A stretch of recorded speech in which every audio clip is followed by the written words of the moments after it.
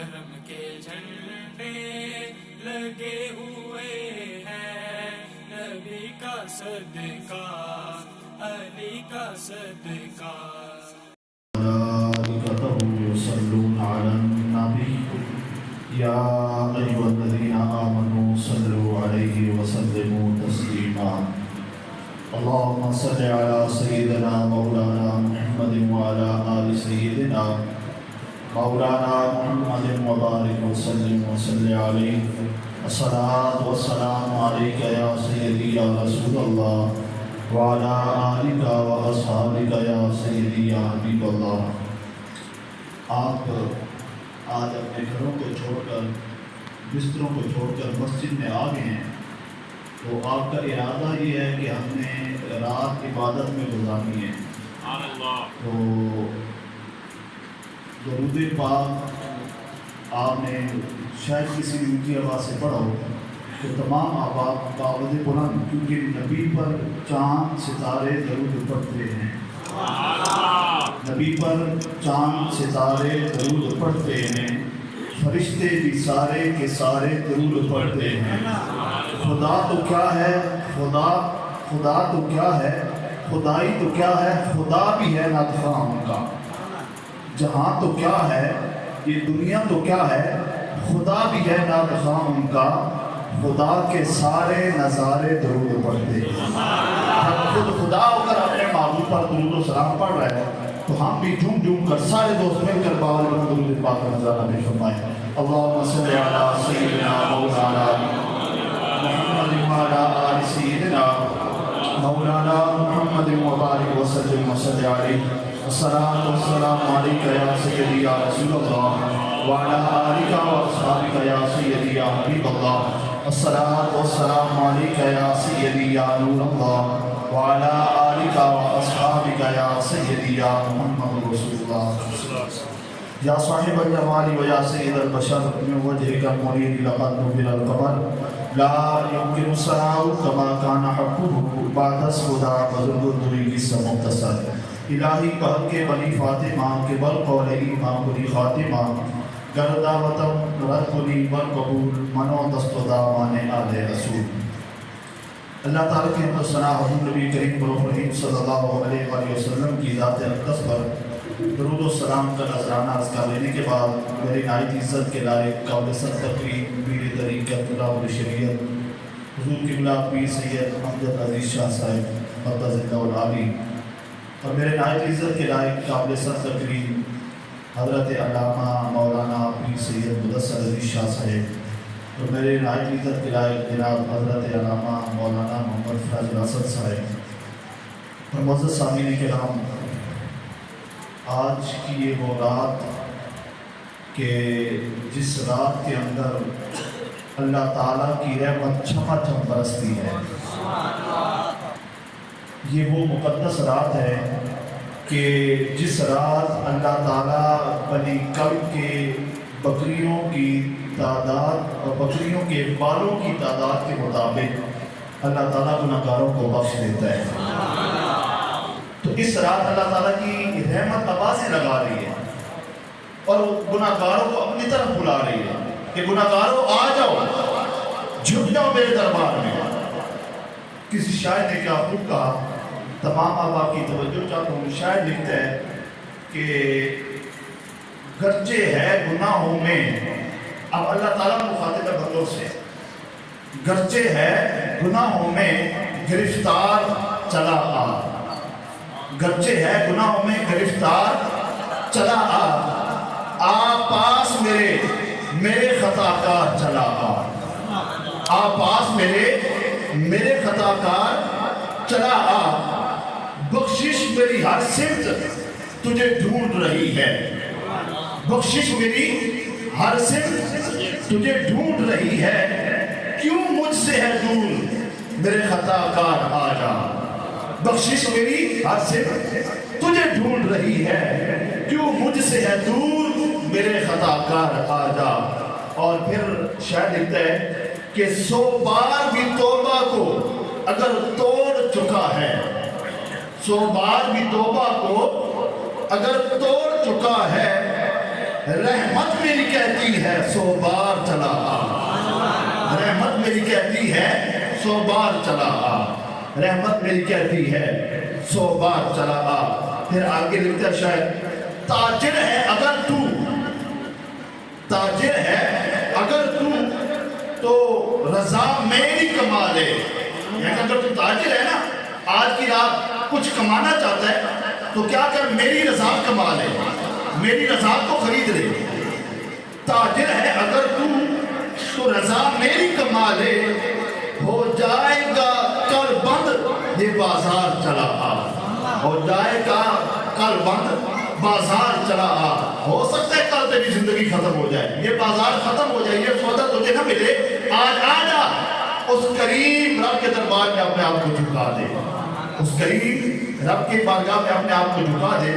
اور شاعر کہتا ہے کہ آدم نے بھی توبہ میں ڈھونڈی تھی پناہیں، آدم نے بھی توبہ میں ڈھونڈی تھی پناہیں، آدم کے قدم پر ہی قدم مار چلا آ۔ اگر حضرت آدم علیہ السلام نے توبہ کی ہے تو اللہ تعالیٰ نے ان کی خطا کو معاف کر دیا، تو ان کا بیٹا ہے، ان کے نقش قدم پر چلتا توبہ کر میرے دربار میں پہنچ جا۔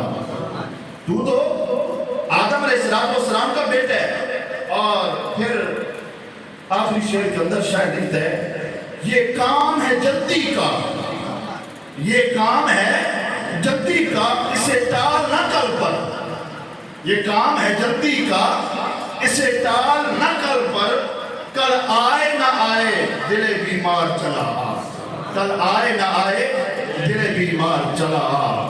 اے شخص، اے وہ بندے کہ جن کے دل پر زنگ لگے ہوئے ہیں، ہو سکتا ہے کل تجھے نصیب نہ ہو، آج ہی تو چلا میری بارگاہ میں، آج ہی تو چلا میری بارگاہ میں۔ معزز سامعین کرام، آپ کے سامنے قرآن کریم میں سے ایک آیت کی تلاوت کرنے کی سعادت حاصل کی۔ اللہ تعالیٰ نے ارشاد فرمایا کہ یا ایھا الانسان ما غرک بربک الکریم، اے انسان تجھے کس چیز نے اس کریم رب کے بارے میں دھوکے میں رکھا ہوا ہے؟ وہ تو بڑا کریم رب ہے، وہ تو معاف فرمانے والا ہے، وہ تو کرم کرنے والا ہے۔ تو دنیا میں آیا، تیرے دنیا میں آنے کا مقصد اللہ تعالیٰ کی رضا حاصل کرنا ہے، لیکن تو دنیا میں آ کر دنیا کی رنگینیوں میں کھو گیا، لیکن جو تیرا اصل مقصد تھا وہ تو بھول گیا۔ تیرا مقصد اللہ کی رضا حاصل کرنا تھا، تیرا مقصد اپنے آپ کو رب کے سامنے جھکانا تھا، لیکن تو اس دنیا میں آ کر دنیا میں ہی کھو گیا، دنیا کا ہو گیا۔ تو لہذا اے بندے، میں تو بڑا کریم ہوں، میری رحمت بڑی وسیع ہے، تو کس چیز نے میری جو کریمی کے بارے میں تجھے دھوکے میں رکھا ہوا ہے؟ آ جا، اگر اب بھی تجھ سے گناہ ہو گئے ہیں تو مجھ سے دور نہ جا، میری رحمت کے دروازے کھلے ہیں، توبہ کا دروازہ کھلا ہے، اب بھی آ جا۔ تو جتنے مرضی گناہ کر لے، تو جتنے مرضی گناہ کر لے، لیکن پھر بھی میری رحمت تیرے گناہوں سے وسیع ہے، میری رحمت تیرے گناہوں سے بڑی ہے۔ اس لیے محترم سامعین کرام، ہمیں بھی چاہیے جب اللہ تعالیٰ ہمیں بلا رہا ہے کہ آ جاؤ، آج کی رات مجھ سے مغفرت طلب کرو، آج کی رات مجھ سے رزق طلب کرو، آج کی رات مجھ سے گناہوں کی معافی مانگو، آج کی رات میں تمہیں برکت والا رزق عطا کروں گا، آج کی رات میں تمہیں تمہاری گناہوں کو بخش دوں گا، تمہاری بخشش کر دی جائے گی، تمہیں مغفرت عطا کر دی جائے گی، آؤ تو صحیح، میرا دربار کھلا ہے، آؤ تو صحیح، میرا دربار کھلا ہے۔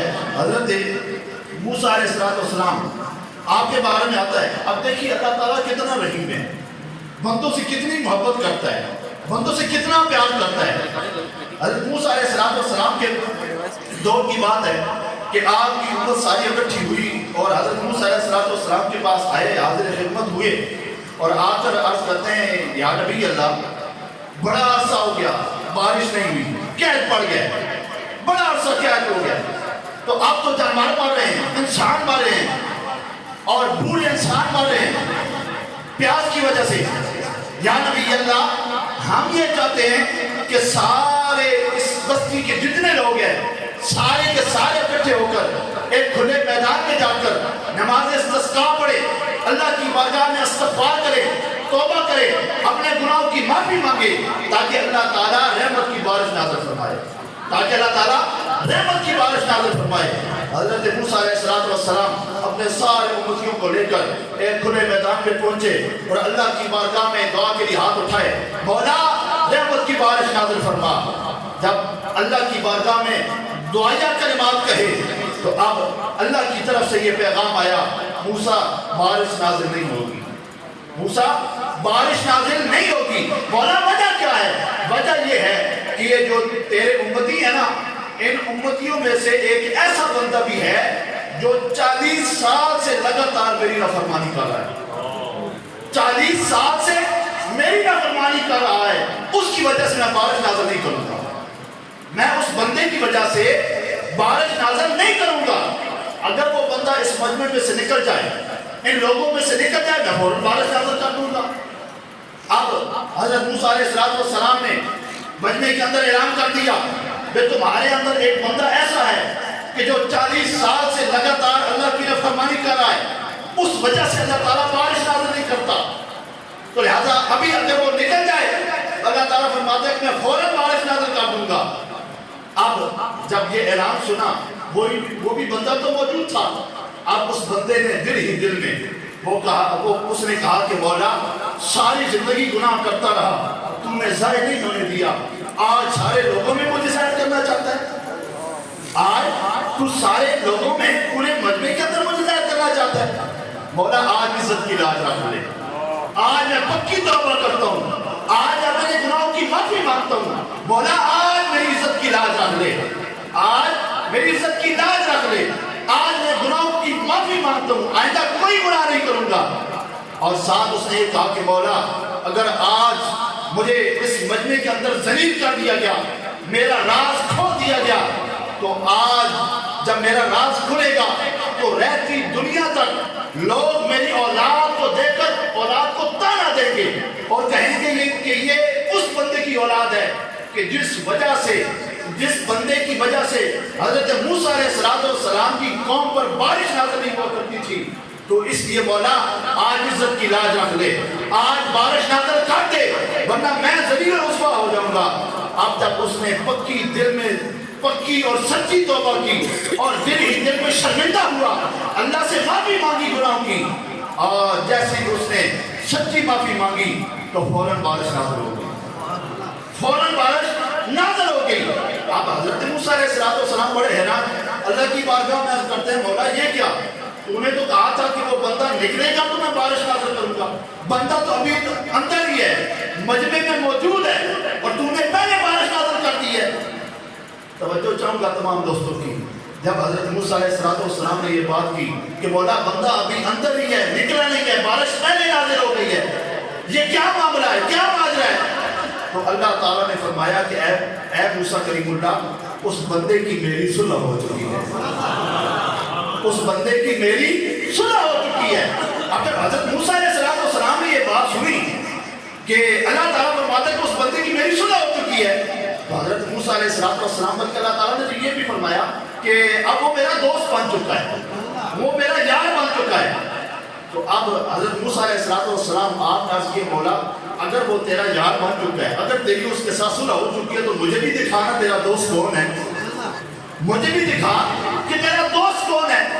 تو جب حضرت موسیٰ علیہ السلام نے یہ بات کی اور اللہ تعالیٰ کی طرف سے جواب آیا، اے موسیٰ کلیم اللہ یاد رکھ 40 سال سے لگاتار وہ میری نافرمانی کر رہا تھا، اور جب وہ میری نافرمانی کر رہا تھا تو میں نے اسے ظاہر نہیں ہونے دیا، اب تو میرا دوست بن چکا ہے، اب میں کیسے ظاہر کروں؟ 40 سال لگاتار وہ گناہ کرتا رہا، میں نے ظاہر نہیں ہونے دیا، اب وہ میرا دوست بن چکا ہے، اب میں کیسے ظاہر ہونے دوں؟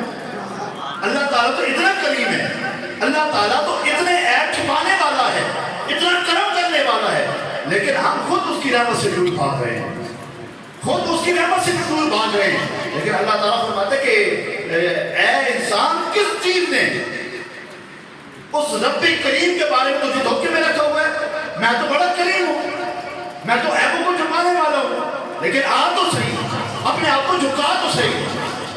حضرت آدم علیہ السلام کے جسم کو جب تیار کیا تو اللہ تعالیٰ نے فرشتوں کو حکم دیا کہ فرشتوں سارے کے سارے فرشتوں سجدہ کرو. سارے فرشتوں نے سجدہ کیا, اور جب سارے فرشتوں نے سجدہ کر دیا الا ابلیس اندر گیا. اس نے کہا میں نے سجدہ نہیں کرنا.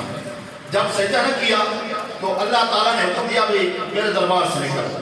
اب جب وہ دربار سے واپس جا رہا تھا, نکل رہا تھا, تو جاتے جاتے اس نے پیچھے مڑ کر دیکھا حضرت آدم علیہ السلام کی طرف. جب پیچھے مڑ کر حضرت آدم علیہ السلام کی طرف دیکھا نا, تو اللہ تعالیٰ نے فرمایا کہ ادھر آ, تو نے پیچھے مڑ کر حضرت آدم علیہ السلام کی طرف کیوں دیکھا؟ وہ شیطان کہتا ہے کہ مولا میں نے حضرت آدم علیہ السلام کو اس وجہ سے دیکھا کہ ان کی وجہ سے مجھے جنت سے نکالا جا رہا ہے. ان کی وجہ سے, حضرت آدم علیہ السلام کی وجہ سے مجھے جنت سے نکالا جا رہا ہے, اور میں نے دیکھا اس لیے ہے کہ یہ جو مجھے نکالا جا رہا ہے نا, میں اس کا بدلہ حضرت آدم کی اولاد سے لوں گا. میں اس کا بدلہ حضرت آدم علیہ السلام کی اولاد سے لوں گا. اللہ تعالیٰ نے فرمایا کہ وہ کیسے؟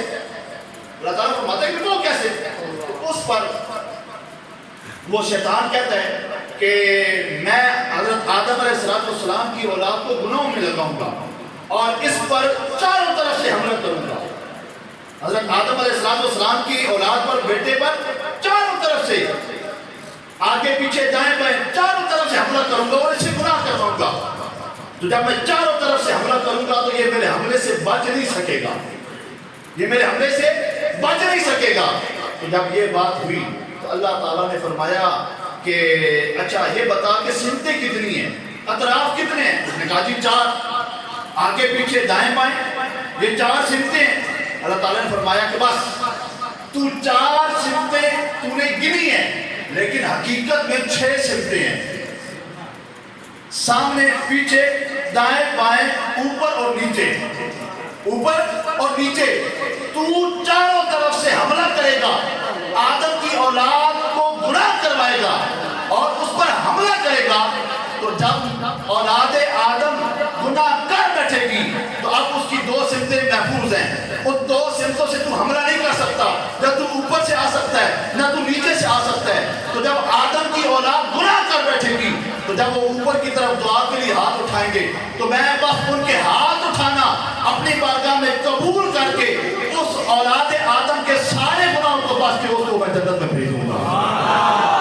اور پھر کہا کہ رہتی ہے نیچے والی سے. اور جب بندہ گناہ کر کے اولاد آدم گناہ کر لے گی تو جب وہ شرمندہ ہو کر سجدے میں گر پڑے گی, میری بارگاہ میں سجدہ کرے گی, بس اس کا ایک سجدہ قبول کر کے ساری زندگی کے گناہوں کو معاف کر کے اس کو جنت میں بھیجوں گا. تو یہ اللہ تعالیٰ تو اتنا کریم ہے, اتنا رحیم ہے, اتنی شفقت فرمانے والا ہے, اتنا کرم کرنے والا ہے. تو اللہ تعالیٰ فرماتا ہے کہ کس چیز نے تجھے مجھ سے دور کر دیا؟ ہم تو مائل با کرم ہے, کوئی شاہد ہی نہیں, راہ دکھلائیں کسے, راہ میں منزل ہی نہیں.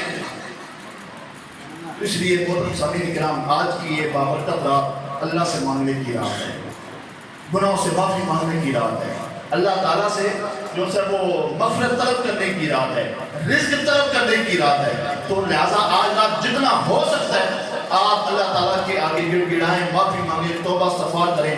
تو جب ہم اللہ کی بارگاہ میں اس مقدس رات میں اللہ تعالیٰ سے معافی مانگیں گے, توبہ کریں گے, تو یقیناً اللہ تعالیٰ اس مبارک رات کے صدقے سے ہم سب کے گناہوں کو معاف فرما دے گا.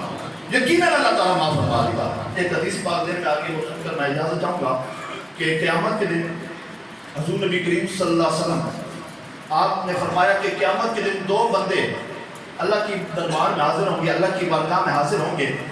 تو ان میں ایک بندہ کہے گا کہ مولا یہ جو میرے ساتھ بندہ ہے نا, دنیا میں رہ کر اس نے میرے ساتھ بڑا غلط کیا ہے اور اس نے میرے بڑے حق کھائے ہیں دنیا میں رہ کر, تو لہذا آج میں یہ چاہتا ہوں کہ میں اپنا حق اس سے واپس لوں.